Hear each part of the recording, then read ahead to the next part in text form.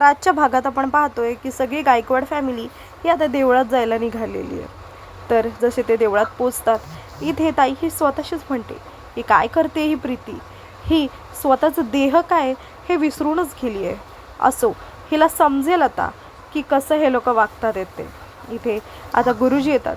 गुरुजी हे पुरुषोत्तम गायकवाड यांना भेटतात आणि म्हणतात की वा तुम्ही आलात बरं. तर गुरुजी ना म्हणतात ते बाकी कसं चाललंय, तर लगेचच ते म्हणतात की तुमच्या आशीर्वादाने चांगलंच चाललं आहे.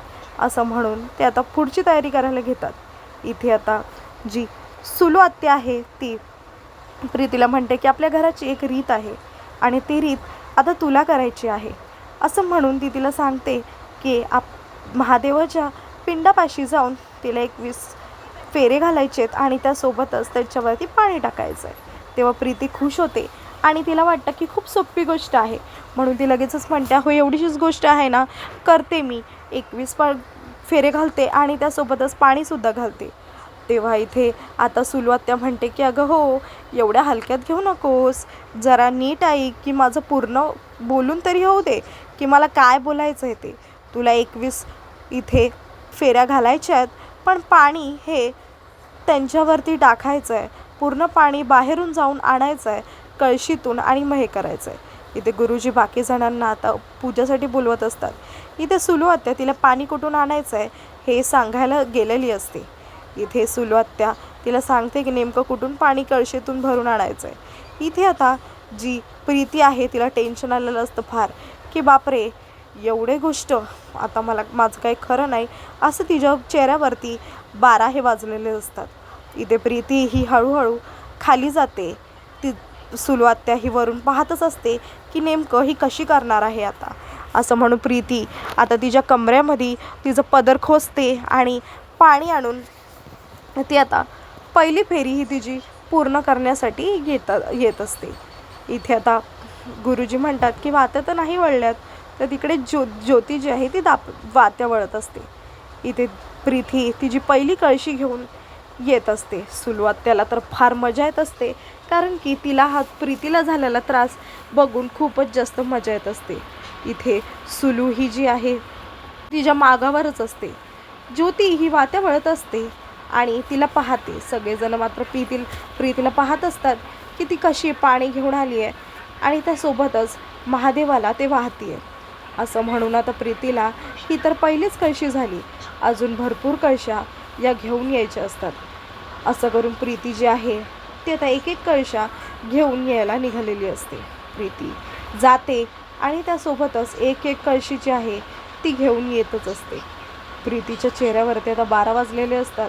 तिला खूपच जास्त घाम आलेला असतो, टेन्शन होत असतं. सगळेजण मस्त पाहत असतात की ती आता हे सगळं पूर्ण करते म्हणून.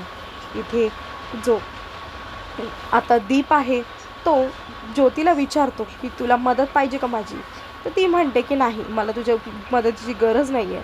असं म्हणून ज्योतीच्या आता काम जे आहे झालेलं असतं आणि ते दोघं एकत्र टक्करतात आणि त्यासोबतच इथे दीप हा पुढे निघून जातो म्हणजे बाहेरच्या दिशेला आणि ज्योती ही आता गुरुजींकडे आलेली असते.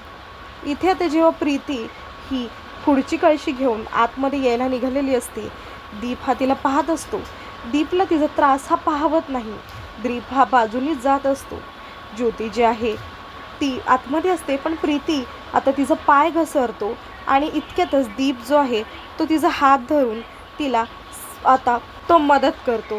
इथे दीपने तिचा हात धरलेला असतो आणि त्यासोबतच एका बाजूला कळशी धरलेली असते. हे पाहून मात्र आता प्रीतीच्या तळपायाची आग मस्तकात जाते आणि ते पाहून आता प्रीती ही त्याच्या कानाखाली मारते. जशी ती त्याच्या कानाखाली मारते, सगळेजण हे आता आतून बाहेर आलेले असतात आणि प्रीतीला दीपच्या कानाखाली मारताना पाहतात. आता सगळ्यांना प्रचंड राग आलेला असतो. सगळेजण चिडलेले असतात की हे हिने काय केलं. इतक्यातच प्रीती पाहते की सगळ्यांनी पाहिलं आहे आणि तिच्या मनामध्ये संशय येतो, बापरे सगळ्यांनी पाहिलं नाही ना की मी त्याला मारलं आहे म्हणून, कारण की हे मी मुद्दाम नाही केलं आहे, माझ्याकडून करून झालं आहे. असं म्हणून इथे आता ताईला तर मज्जा येत असते. आता इथे स्वराज जो आहे तो खाली येतो आणि प्रीतीवर ओरडायला सुरू करतो की हे सगळं काय आहे, तुम्ही का मारलं त्याच्या कानाखाली म्हणून. माझ्यापर्यंत असतं तर ठीक आहे, पण माझ्या भावाला मारलं म्हणजे ते मला मारल्यासारखं झालं आहे. समजलं ना? मला हा तुमचा जो स्वभाव आहे तो अजिबातच आवडलेला नाही आहे आणि मला काहीच माहिती नाही. हे खूपच जास्त चुकीचं केलं तुम्ही. असं म्हणून इकडे सुलू आत्या पण आता चिडलेली असते. पण इथे दीप हा समजायचा प्रयत्न करतो, पण कोणी काहीच ऐकत नाही. ज्योती ही तिच्या ताईच्या वतीने आता माफी मागत असते. म्हणते की माझ्या ताईला माफ करा, तिच्याकडून चुकून आणि भावनेच्या ह्याच्यात घडलं आहे. लगेचच आता इथे सुलू आत्या म्हणते की की हे चुकून झालं असं वाटतंय का तुला?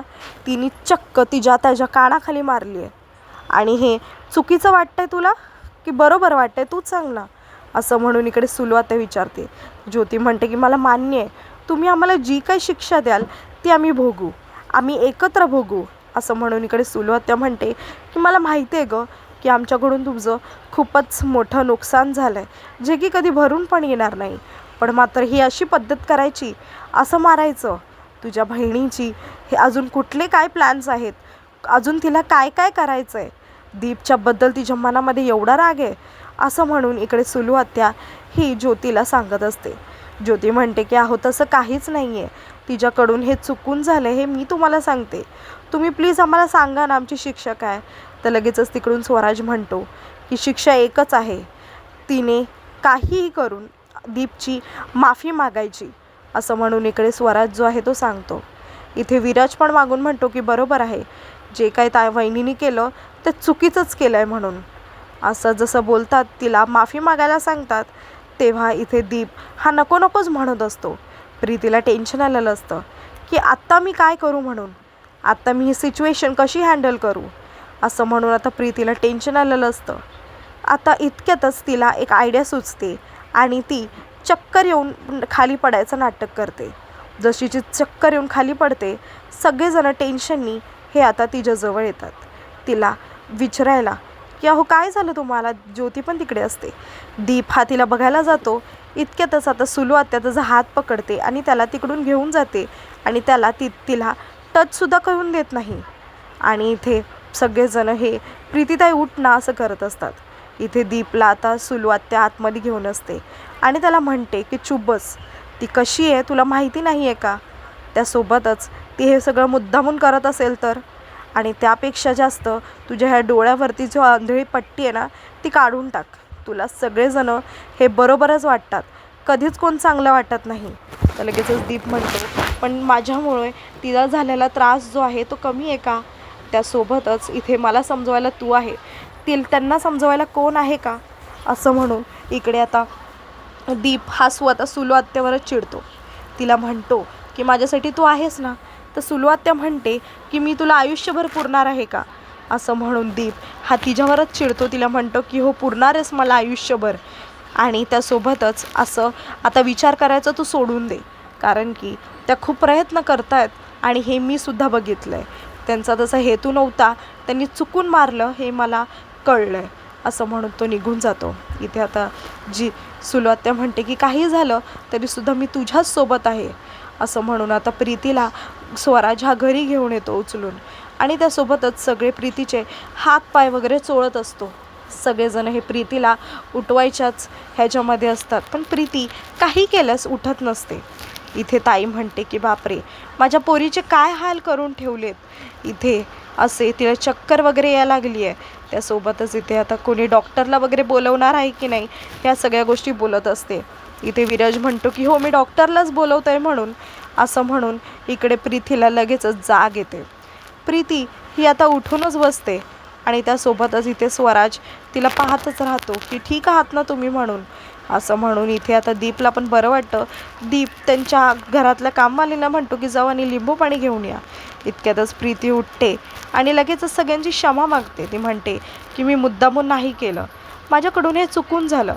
दीप अचानकच माझ्या जवळ आला आणि माझ्या सगळ्या जुन्या आठवणी ताज्या झाल्या.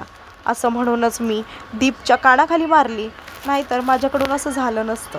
प्लीज मला घराच्या बाहेर काढू नका. असं म्हणून ती स्वराजला पाहून या सगळ्या गोष्टी सांगत असते. स्वराज समोर ती हातसुद्धा जोडते आणि त्याला म्हणते की मला खरंच या घरातून काढू नका, मला राहायचं आहे हो इकडे. स्वराज म्हणतो की अहो असं काही करू नका, मी नाही काढणार तुम्हाला बाहेर. असं म्हणून इकडे आता ज्योती आहे तिला टेन्शन येतं. ती म्हणते की ताई हे मुद्दामून सगळं करते का? जर ताई हे सगळं मुद्दामून करत असेल तर मात्र हे सगळं काही खरं नाही आणि हे सगळं चुकीचं आहे. मला ताईला लवकरात लवकर समजावं लागेल की हे जे सगळं ती काय करते ते चुकीचं आहे म्हणून. आणि आजचा भाग इकडे संपून जातो.